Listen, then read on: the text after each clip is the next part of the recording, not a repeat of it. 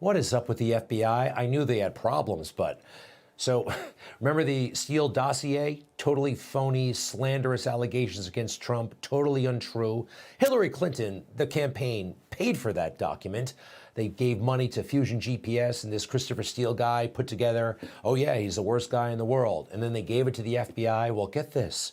We're learning now, tonight, that the FBI actually offered Steele $1 million. They offered him $1 million if he could prove the allegations in the Steele dossier.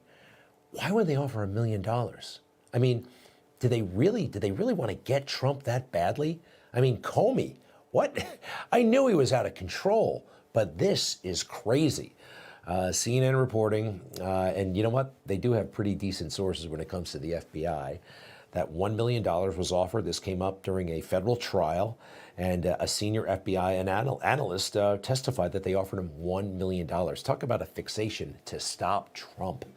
That place needs to be totally overhauled, and this guy probably belongs in jail. We'll see. All right, not going to let that discourage us about the midterms because it is looking very, very good. Some of our favorites right now, let's go through it real quick. The superstars out there, J.D. Vance, okay? He is poised potentially to win Ohio if people get out and vote. It's very, very important. Here he is. Why was a 10-year-old girl raped in our community, raped in our state in the first place? The thing the media and Congressman Ryan, they talk about this all the time. The thing they never mentioned is that poor girl was raped by an illegal alien, somebody that should have never been in this state in the first place. You voted so many times against border wall funding, so many times for amnesty, Tim. If you had done your job, she would have never been raped in the first place. Do your job on border security. Don't lecture me about opinions I don't actually have. I like that. Lecture me about opinions I don't actually have. Good for J.D. Vance. Next, Carrie Lake, probably the next governor of Arizona. She is killing it out there. Incredibly, incredibly eloquent and smart. Here's a sample. Media's never reported our forensic audit fairly. They're not reporting what's happening in Georgia. They're not reporting on these ballot traffickers that are being paid to drop off ballots. Media is doing a huge disservice to this country. You know, what I love about these people, they come from all walks of life. TV anchor, we got a doctor, Dr. Oz. Hey, he is going to be the next United States Senator from Pennsylvania if people get out and vote. Are they really going to go with Fetterman? I don't think so. I don't think he can find his way to Washington, D.C., I'm sorry, in his current state. And Dr. Oz, he is ready. Now, my opponent in this race has taken a very firm stance on these issues, and he's done it for many years. There's a reason he's called the most pro-murderer candidate running for office. He seems to care more about the criminals than the innocent, as Maureen Faulkner was alluding to. He has explicitly stated that we can get 1/3 of prisoners out of jail and it wouldn't make a difference. He wants to get as many out as he can. I'm quoting him. These people have something to offer, something, and not career politicians for the most part. Lee Zeldin, he's running for governor of New York, and we've got to get him into the governor's mansion, so we should get some security. All right, what has happened to this guy so far in the campaign? This guy tried to stab him. Okay, he really tried to attack him with some sort of crazy ninja tool. This weekend, his home, some gangbangers opened fire near it. What next? A flamethrower? We've got to get him into the governor's mansion. His opponent, Kathy Hochul, seems to like all of this chaos. Doesn't bother her one bit. Hey, J.R. Majewski, a Republican in Northwest Ohio. This guy has got a real dogfight on his hands. I like him, and keep your eye on this race. Do not count him out by any means. Here's J.R. I won't bow to establishment pawns or power-hungry radicals. I will hold my own and demand that once again, America stands independent and strong like the country that I fought for. Good for him. And in Nevada, keep your eye on this superstar, Adam Laxalt. Yeah, Attorney General, but it's looking good. And this warning, though, we have to take this warning to heart. He could be talking about the entire country. Take a look.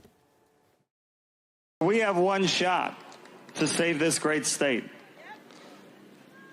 I am deadly serious here. If we do not finish this red wave off in 2022, we're just going to be California. Yeah. And if we don't take it back, America could become California. Nevada becomes California, then America becomes California. We don't want that. Somebody else I'm thinking about these days is Herschel Walker. He does not deserve to be getting all this grief, okay? He really doesn't. And, you know, I don't believe the allegations against him, but even if they were true, he could have changed since then. And also, what he's alleged to have done is not in violation of the law, whereas Raphael Warnock, what we know he did, that's in violation of the law. But here's a little bit from Herschel. I pray every night that God gives him more time. Give him 4 more years. He has accomplished so much almost all by himself on a constant attack. But there's still more work to be done. If you love America and want to make it better, Donald Trump is your president. He's my president, and I'm blessed to call him friend. Back in the RNC in 2020, and his opponent, Raphael Warnock, getting a total pass from the media, even though he's actually done horrible things against women, at least according to his wife. She told the police. This man's running for United States Senate, and all he cares about right now is his reputation. I work at the mayor's office, and this is a big problem. I've been trying to be very quiet about the way that he is for the sake of my kids and his reputation, but I've tried to keep the way that he acts under wraps for a long time, and today he crossed the line. Wow, that's tough stuff. Allegedly, Warnock ran over her foot. So, you know, Donald Trump has been out there almost every weekend campaigning hard for candidates. Where has Barack Obama been? He's aloof. He's above it all. He was in Europe, slamming Republicans in Europe, but doing it, you know, in his own aloof style. And look at what he said, according to a transcript that was uncovered about Republicans, okay? Sometimes it just turns out they're mean, they're racist, they're sexist, they're angry, and your job is then to just beat them because they're not persuadable. How about that, huh? I mean, deplorables. Just call them deplorables. This country gave you everything, and you're writing it off as a racist place. You know, Trump supporters, people who became Trump supporters, made you president, sir. They made you. Take a look. People have been beaten down so long, and they feel so betrayed by government. Well, it's not surprising then that they get bitter. They cling to guns or religion or antipathy towards people who aren't like them, or a way to explain their frustrations. He knew how to wow people in a party, at a party. Really could, right? He was so exotic and interesting to them, especially as he badmouthed America. He did that in close quarters, but on the big stage, well, he tried to charm all of us. And yes, he did. He got away with it because, well, we believed him for a little while. We thought he could do amazing things. And this racist country, he says, racist? Well, it elected you over 2 white men. Barack Obama became president of the United States, and he beat John McCain. Yes, I think he was white. And also Mitt Romney, also, right? Definitely a white man.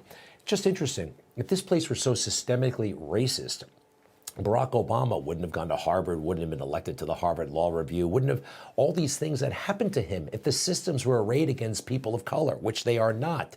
What are the great things that have happened to Barack Obama? How about the money that's coming in? Does he have enough room? Does he have enough bank accounts for all this money? I hear that he's well on his way to becoming a billionaire if he isn't already. And by the way, they get to star in movies, even though they're terrible at movies. Take a look. Well, hi there. Oh, hi. Who are you two? I'm Waffles, and this is Mochi. Well, hello, Waffles and Mochi. I am Mrs. Obama. What can I do for you? Hey, Netflix, you can do this for me. You can tell Netflix that we'd like to see Melania in a special. She knows about food and stuff like that. Why not? Why not her? No, only Michelle gets the sweet deals, like this one. This is a real scene from a documentary starring her. We didn't edit it. It's actually this bad and this boring. Oh, I thought you were wearing the pink, John. No, that was for earlier, and then that had food on it. And boy, oh boy, you know, Barack Obama, he got a lot of breaks along the way. I've heard him admit it. You know, he was not a great student. He started not at Harvard, not at Columbia, but at a place called Occidental College. Have you ever heard of Occidental? Maybe you have, maybe you haven't. He got mediocre grades there, but because this is a great country that wants to help people, like Barack Obama, he got to go to Columbia, an Ivy League university. And he didn't really do too well there because we actually haven't seen his grades, and a lot of people think that, yeah, he was kind of phoning it in at Columbia. He gets to go to Harvard Law School. Becomes the president of the law review, not because he's any great student, but because, well, he's got a funny name with an interesting backstory. That's why. That's how things work. And then he is sworn into the United States Senate, and 2 years later, just 2 years later, he decides to run for president of the United States. Tell me again about how systemically racist this country. It would be nice, especially when you're overseas, Barack, to show a little bit of appreciation and not bad-mouthing people like this. Again, mean, racist, sexist, angry. I think maybe he's speaking for himself.